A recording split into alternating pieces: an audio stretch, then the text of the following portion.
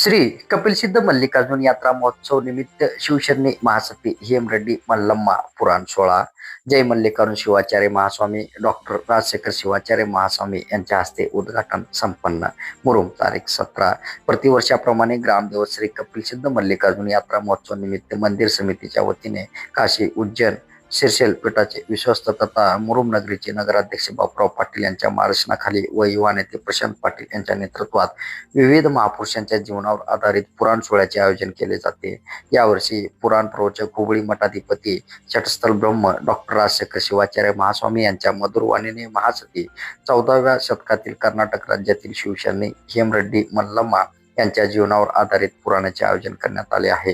दिनांक 17 वार सोमवार रोजी मंदिर समितीच्या प्रांगणात भव्य सभा मंडपात मुरुम येथील नारळ मठाचे मठाधिपती जय मल्लिकार्जुन शिवाचार्य महास्वामी डॉक्टर राजशेखर शिवाचार्य महास्वामी यांच्या शुभ हस्ते द्वीप प्रज्वलन करून पुराण सोहळ्याचे उद्घाटन थाटात संपन्न झाले. पुराणाच्या पहिल्याच दिवशी महिला भगिनी सद्भक्तांचा गर्दी दिसून आली. महापुरुषांच्या जीवनावर आधारित पुराण कथा श्रवण केल्याने धन लाभ प्राप्ती होत नाही, मात्र मन शांती नक्की लाभते. त्यांच्या संघर्षमय जीवनातील कथा या आपल्या जगनाला प्रेरणा देतात. आपलं ध्येय हेच देवालय असून ते स्वच्छ निर्व्यसनी ठेवण्यासाठी महापुरुषांचे जीवनाचे आचरण करावे. हेमरेड्डी मल्लम्मा त्यांच्या जीवनात अनेक संकटांना सामोरे जात घर संसार सासरचा त्रास असून त्या कुटुंबाच्या कल्याणासाठी त्यांनी केलेला त्याग, त्यांची शिवभक्ती, कायकला दिलेला महत्त्व यावर त्यांचा जीवनचरित्र पुराणाच्या माध्यमातून मांडण्यात येणार असल्याचे त्यांनी यावेळी सांगितले.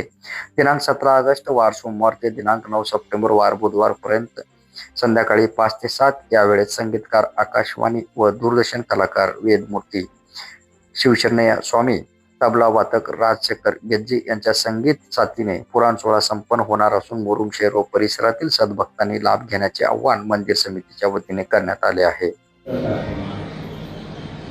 ಪ್ರವಚನ ಪುರಾಣಗಳು ಮನುಷ್ಯನಿಗೆ ಏನ್ ಮಾಡ್ತಾವ ಅಂದ್ರೆ ಇಲ್ಲಿ ಬಂಗಾರ ಗಂಟು ಸಿಗೋದಿಲ್ಲ. ಪುರಾಣ ಕೇಳಿದವರಿಗೆ ಬಂಗಾರ ಸಿಗ್ತದ, ಮದಿ ಆಗ್ತದ, ಕಂಕಣ ಭಾಗಿ ಕೂಡಿ ಬರ್ತದ. ಇದು ಎಂದೂ ಕಷ್ಟ ತಗೋಬೇಡ್ರಿ. ನಿಮಗೆ ಪರಮಾತ್ಮ ಬರಾಗ ಹಣೆ ಬರಾಗ ಫಿಕ್ಸ್ ಮಾಡಿನೇ ಬರ್ತಾನೆ. ಇವ MLA ಆಗ್ಬೇಕು, MP ಆಗ್ಬೇಕು, ಇವ ವಕೀಲಿಗೆ ಆಗ್ಬೇಕು, ಹಿಂಗ ಒಳ್ಳೆ ಅವೆಲ್ಲ ಬರದೇ ಬಿಟ್ಟಿರ್ತಾರ.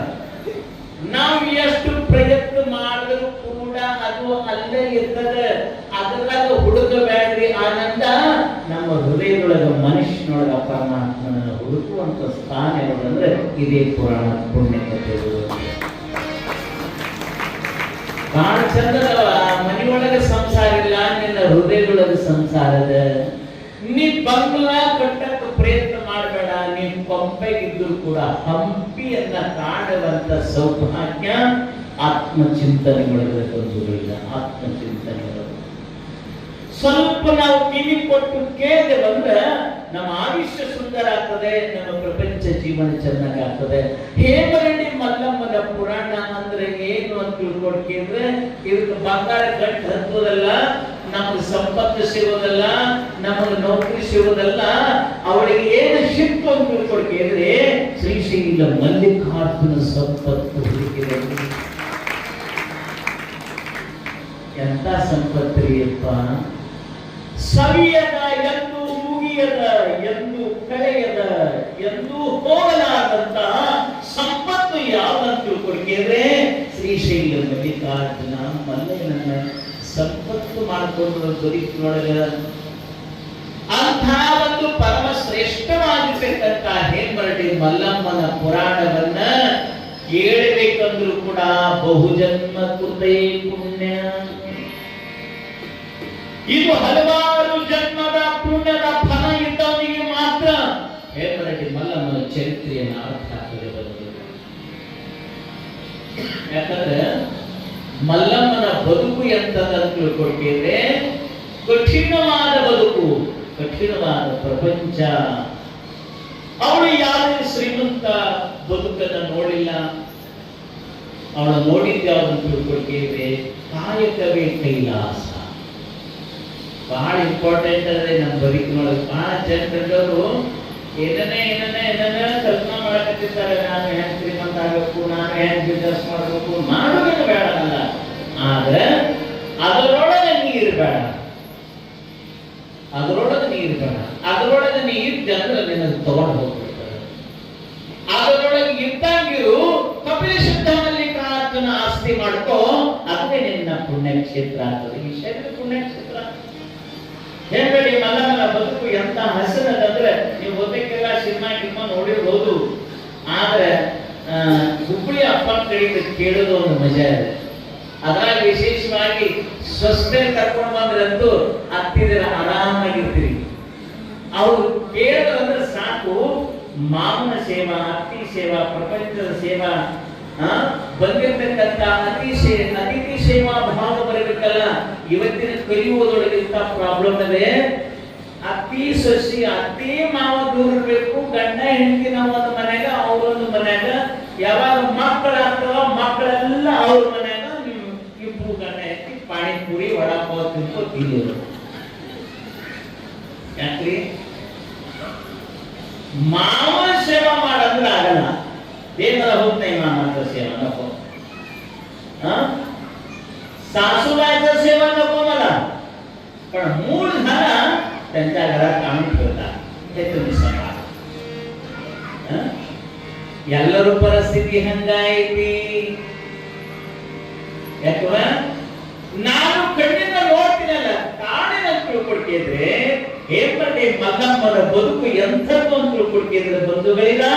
ಈ ಶರೀರದ ಕಿಮ್ಮತ್ತೇನು, ಪರಮಾತ್ಮ ಎಲ್ಲಿ ಅದನ್ನ ಪರಮಾತ್ಮ ಎದುರಾಗ ಹುಡುಕ್ತಾಳೆ, ಅವಳು ಯಾವ ರೀತಿಯಾಗಿ ಆನಂದವಾದ ಬದುಕನ್ನ ಮಾಡ್ತಾಳೆ ಅಂತ ತಿಳ್ಕೊಡ್ತಿದ್ರೆ ಹೇಮಂಡೆ ಮಲ್ಲಮ್ಮನ ಜೀವನ ಚರಿತ್ರೆ ಕೇಳಿದ್ರೆ ಸಾಕು, ಜೀವನದೊಳಗೆ ದುಃಖವೇ ಇಲ್ಲ ಅನ್ನುವಂತ ಮಾತನ್ನು ಹೇಳ್ಕೊಂಡು ಬರ್ತಾರೆ.